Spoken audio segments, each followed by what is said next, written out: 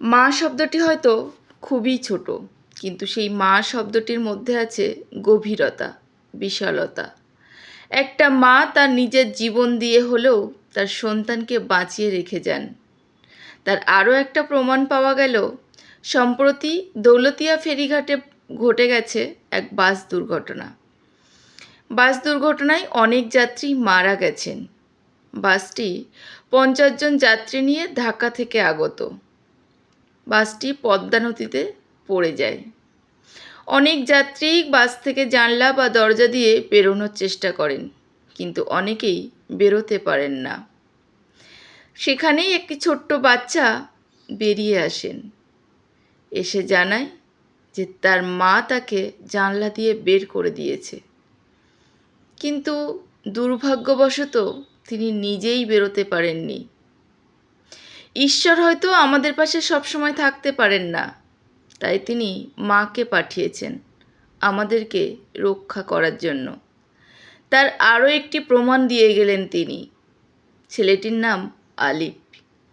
বাচ্চাটির বুক ফাটা কান্না দেখলে বোঝা যায় যে কতটা কষ্টে আছে সে। মা ছাড়া দুনিয়া অন্ধকার কথাটা যে কতটা সত্যি সেটা ওই বাচ্চাটার কান্না দেখলেই বোঝা যায়। তিনি নিজের জীবন দিয়েও বাচ্চাটাকে বাঁচিয়ে দিয়ে গেলেন। নিজের জীবন দিয়ে হলেও তিনি বাচ্চাকে পৃথিবীর আলো দিয়ে গেলেন। তিনি বুঝিয়ে দিয়ে গেলেন মা। আমাদের বয়স বাড়ার সাথে সাথে আমরা মায়েদের উপর নানা রকম অত্যাচার করে থাকি। ভালোবাসা কমতে শুরু করে, তাদেরকে কম গুরুত্ব দিই। কিন্তু যখন ছোট থাকি তখন আমরা মায়েদেরকে ভীষণ ভালোবাসি। মা ছাড়া আমাদের জীবনটা পুরো অন্ধকারে তলিয়ে যায়।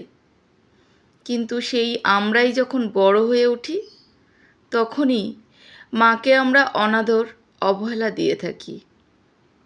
সমস্ত মানুষদেরকে বলবো, মায়েদেরকে একটু ভালোবাসুন, সম্মান দিন, শ্রদ্ধা করুন, গুরুত্ব দিন। দেখবেন নিজেদের জীবনগুলো কতটা আনন্দ হয়ে উঠেছে। এক অন্যরকম আশীর্বাদে আলোকিত হয়ে উঠবে আপনাদের জীবন।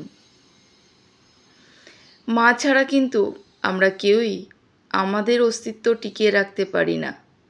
মাই আমাদের জীবনের সব কিছু। সেই মাকেই ভালোবাসুন, মাকেই যত্ন নিন। বয়স বাড়ার সঙ্গে সঙ্গে তাদেরকে গুরুত্ব দিতে শিখুন, তাদেরকে অবহেলা করবেন না। সবশেষে আমার সমস্ত মায়েদের প্রতি জানাই আমার সশ্রদ্ধ প্রণাম। সবাই ভালো থাকুন, সুস্থ থাকুন।